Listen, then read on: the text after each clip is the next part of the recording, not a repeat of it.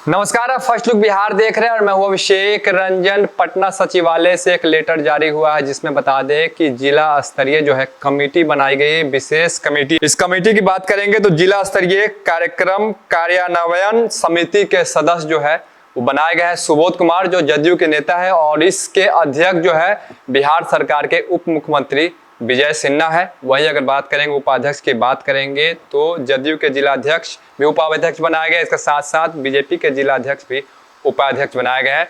सुबोध कुमार है जो सदस्य बनाए गए हैं। बहुत बहुत स्वागत है सर। Ji, thank you. क्या क्या काम करेंगे अब? देखिए, एक संवैधानिक व्यवस्था है जिसमें संविधान के अंदर बहुत बड़ा डिस्कशन होता है। जब जिन लोगों ने संविधान का निर्माण किया था उन लोगों ने एक ऐसी व्यवस्था की थी कि हमारे जो कार्यपालिका है, विधायिका है और न्यायपालिका है, तो इनके बीच में एक सामंजस्य होनी चाहिए। ये महत्वपूर्ण तीन सरकार के तंत्र हैं जिसके माध्यम से हम कॉन्स्टिट्यूशनल प्रोविजंस को हम इम्प्लीमेंट करते हैं। विधायक मतलब लॉ लाती है, बिल लाती है, लॉ बनाती है, सरकार के नियम कुछ आते हैं, उनका क्रियान्वयन करने का काम जो है वो कार्यपालिका का है।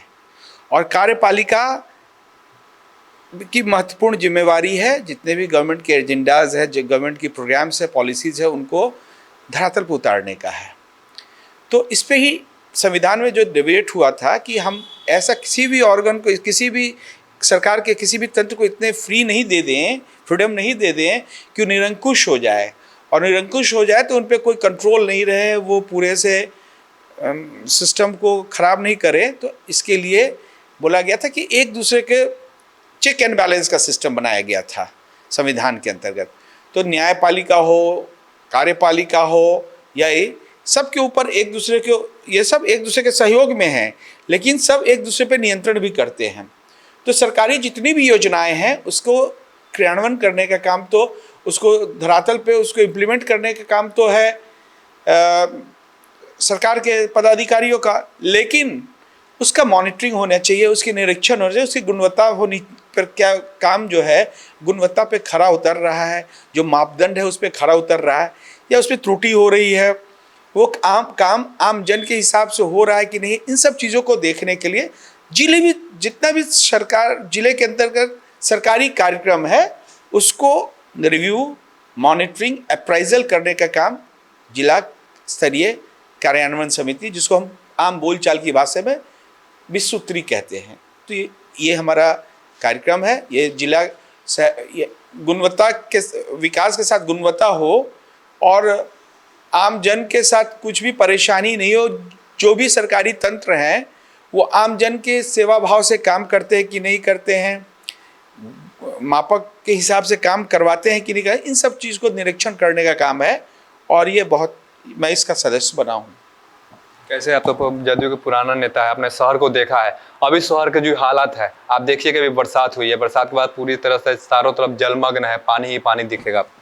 बिल्कुल आप सही कह रहे हैं, कहीं पहले की तरह नहीं दिख रहा है। मैं अभी आ रहा था तो आपने देखा होगा पूरा मोती झील में पानी नहीं है, लेकिन हाँ, जब आप फ्लाईओवर से नीचे उतरे थे तो स्टेशन के पास पानी था। पहले तो पूरा शहर जलमग्न था। अभी काम कुछ बचा हुआ है, नाले का काम चल रहा है, ड्रेनेज सिस्टम बन रहा है। एक बार ड्रेनेज सिस्टम बनने दीजिए, एक बार एसटीपी बनने दीजिए। इस बार ड्रेनेज सिस्टम में, पहले जो ड्रेनेज सिस्टम होता था उसमें रिलीफ यानी कि जो ढलान किस तरीके का उसका ख्याल नहीं रखा जाता था, अब सब बन रहा है। स्मार्ट सिटी का प्रोजेक्ट अपने अंतिम चरण में लगभग आने को है। आपने देखा होगा कि किस तरह विगत साल 2 साल में किस तरीके से ड्रेनेज पे काम हुआ। तो मुझे लगता है एसटीपी बन जाने के बाद शायद ये परेशानी ख़त्म हो जाएगी।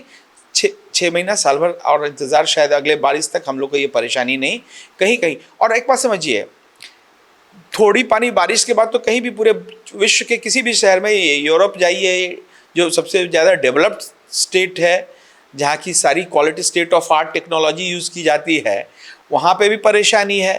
परेशानी तो दिल्ली में भी है, परेशानी तो मुंबई में भी है और परेशानी मुजफ्फरपुर में भी रहेगी। महत्वपूर्ण यह है कि बारिश होने के बाद कितने जल निकासी किस गति से होती है। अगर सडनली आजकल आपने देखा होगा कहीं कहीं सुनते हो क्लाउड बर्स्ट की बात हो जाती है, इतना ज़्यादा बारिश होता है। और जो पहले जो था कि पानी का बहुत सारा निकासी का माध्यम होता था, अब सब जगह मकान बन गए हैं, तो जो जो स्वतंत्र रूप से पानी अपना निकासी होती थी उसमें रुकावट तो आई गई है, तो इसीलिए ड्रेनेज को स्ट्रेंथन किया गया और उस व्यवस्था को पुरजोर किया जा रहा है, व्यवस्थित किया जा रहा है। और एक बार ड्रेनेज सिस्टम जब हो जाएगा तो ये व्यवस्था बहुत हद तक नियंत्रित हो जाएगी।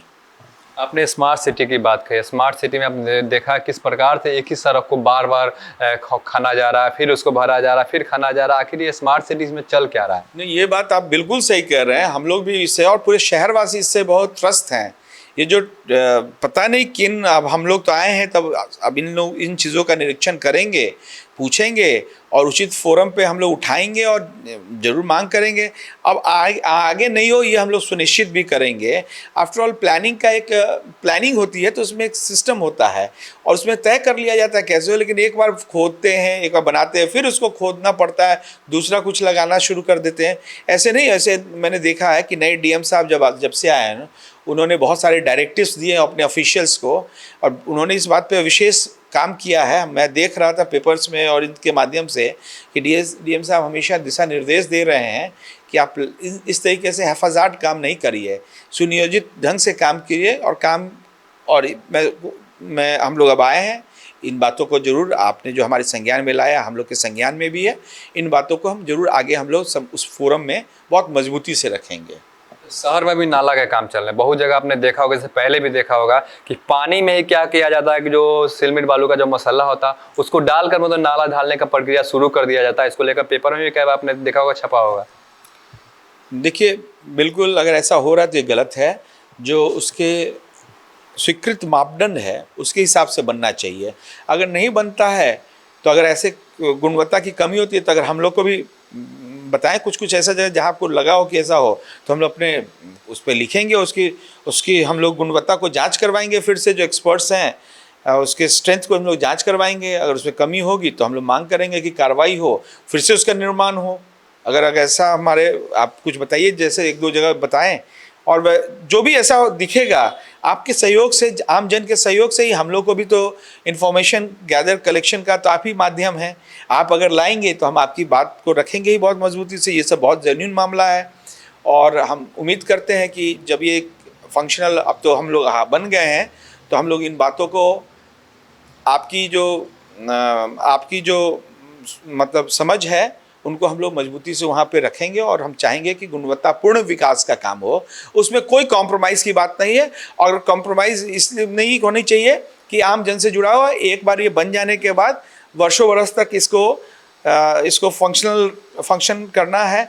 अगर बने और फिर टूट जाए तो सारा सिस्टम ही कोलैप्स करेगा। तो इस पर जरूर निगरानी की ज़रूरत है और ये महत्वपूर्ण सुझाव आपने दिया है और हम लोग भी आप लोग के सहयोग से जरूर इन बातों को उठाएंगे, आपको विश्वास दिलाते हैं। खास करके शहरी इलाके गली मोहल्ले की बात करेंगे, वहाँ पे भी नए नए नाला सड़क बनाए जा रहे हैं। लेकिन नाला सड़क बनाने के बाद भी वहाँ की जो गुणवत्ता की बात कर रहे हैं आपने, वहाँ पे जल जमाव की समस्या अभी भी है। नाला सड़क बन गए लेकिन पानी निकासी की व्यवस्था सही से नहीं हो पा रही, या फिर वहाँ पे इंजीनियर सही से नहीं नाप कर बनाए, या फिर ठेकेदार की लापरवाही हुई। एक चीज होता है कंटूर, लैंड रिलीफ, मतलब ऊंचे से नीचे तक पानी का बहाव होगा।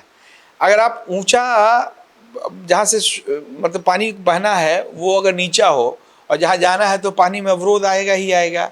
और उसके बाद उसमें जो भी रुकावट आ जाएगी, जो गंदगी है वहीं रुक जाएगी, तो उससे अवरोध होना शुरू हो जाएगा। तो ऐसी परिस्थिति में तो ये काम तो इंजीनियर्स का ज़रूर है। और इस पर हमको याद है माननीय मंत्री सुरेश शर्मा जी ने हम लोग से हमेशा चर्चा किया था, तो बोला था कि पहले तो बिल्कुल हम लोग इन बातों को देखते थे कि जो रिलीफ के इन अकॉर्डेंस रिलीफ के हिसाब से नहीं बना है, ज़मीन की मतलब हाइट के हिसाब से नाला का निर्माण नहीं है।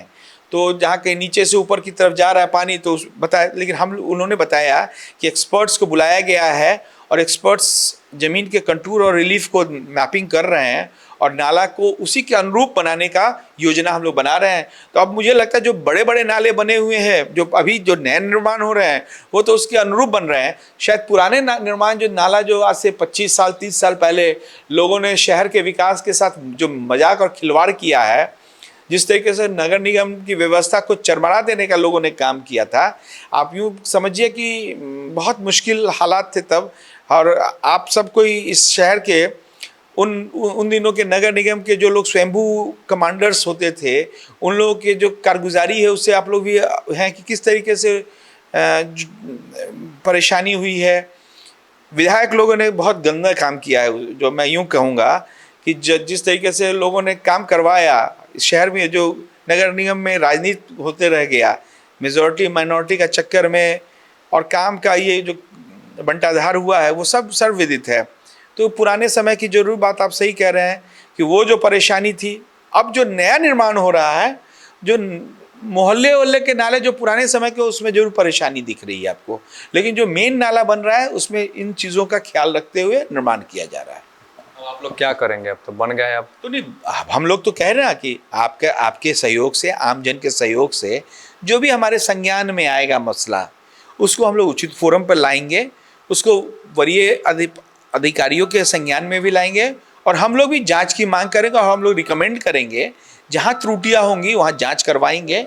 और वैसे परिस्थिति में जो लोग भी रिस्पॉन्सिबल होंगे, जो शहर के विकास के साथ जो भद्दा मजाक करेंगे, सरकारी योजनाओं के साथ जो मजाक करेंगे, उन सब पे हम लोग, अगर हमें दिखेगा कि उसमें सब्सटेंस है, उनके खिलाफ है, तो हम लोग जरूर कार्रवाई सुनिश्चित करवाएंगे। यह मैं आपको विश्वास दिलाता हूँ। अधिकारी जो हैं अब इस बात को सचेत हो जाएं कि वो जो चाहेंगे करेंगे। हम लोग जब आ गए हैं तो हम लोग इस बात को सुनिश्चित करेंगे कि मनमानी काम नहीं करेंगे, गलत काम नहीं करें। आप कोई डिस्क्रिपेंसी में नहीं रहिए, हम आपके माध्यम से उनको वार्न करना चाहते हैं। अगर आप कोई गड़बड़ी करेंगे तो हम लोग भी नज़र रखेंगे और आप पर कार्रवाई करवाएंगे। अधिकारी के बारे में आपने कहा, अधिकारी आपकी बात को सुनेंगे? अधिकारी, क्योंकि अधिकारी कहा जाता है कि वो अपने मन से काम करते हैं, वो किन की बात में नहीं सुनते, चाहे विधायक तक की बात नहीं सुनते। देखिए, यही तो मैं बोल रहा हूँ, जो संवैधानिक व्यवस्था लाई गई है अपने संविधान में, जो है कि एक दूसरे के ऊपर चेक बैलेंस है।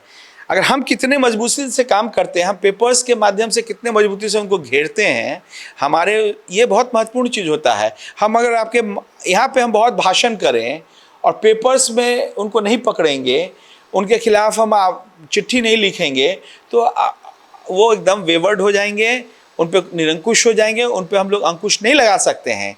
लेकिन हमको भी पढ़ना पड़ेगा, हमको भी चीज़ों को समझना पड़ेगा, हमको भी अपना ज्ञानवर्धन करना पड़ेगा, हमको भी अपडेट रहना पड़ेगा, और हमको भी आपके माध्यम से, लोगों के माध्यम से जहाँ गड़बड़ी है उसकी जानकारी लेनी पड़ेगी, और इच्छा शक्ति होनी चाहिए। तो जो व्यवस्था है ना, उसमें कुछ नहीं होता, इसलिए तो ये व्यवस्था बनाया गया हुआ। 20 सूत्री जिसको आप कहते हैं, जिला स्तरीय कार्यान्वयन समिति है, कार्यक्रम कार्यान्वयन समिति, यही तो व्यवस्था है उनकी मॉनिटरिंग के लिए, उनके अप्राइजल के लिए है। एक बार आ तो जाने दीजिए, और आप लोग लाइए हमारे संज्ञान में। हम लोग के संज्ञान में जो भी मेंबर्स हैं, हर समय माननीय प्रभारी मंत्री जी के नेतृत्व में यहाँ पे मीटिंग होगी, और उस मीटिंग में हम लोग सारे बातों को लाएंगे। उससे पहले भी हम लोग उचित उस पर कार्रवाई करने की अनुशंसा करते रहेंगे, और होगा, आपको मैं निश्चिंत करना चाहता हूँ। बिल्कुल। तो देखिए कि 20 सूत्री के सदस्य बने हैं सुबोध कुमार, जो जदयू के नेता है, और देखिए कि अब जो काम होगा शहर में, मुजफ्फरपुर खास करके स्मार्ट सिटी की बात करेंगे, उस पर जो काम होगा उस काम की निगरानी करेंगे, और कहीं पे भी अगर गड़बड़ी होगी तो उसको लेकर जो है यानी कि रिपोर्ट सौंपेंगे। और जो 20 सूत्री का जो सदस्य बनाए गए हैं, इसमें जो है बैठक होगी, उसमें चर्चा रखेंगे, और जो अधिकारी हैं, जो काम कर रहे हैं, जो इंजीनियर है, उन लोगों को भी सावधान कर रहे हैं कि सावधान हो जाइए और काम जो है अच्छे से करिए, शहर के विकास में काम कीजिए, विकास के लिए काम कीजिए, और किसी प्रकार की गड़बड़ी जो है अब बर्दाश्त नहीं की जाएगी। बने रहिए फर्स्ट लुक बिहार के साथ आगे भी खबरों के लिए। तब तक के लिए नमस्कार।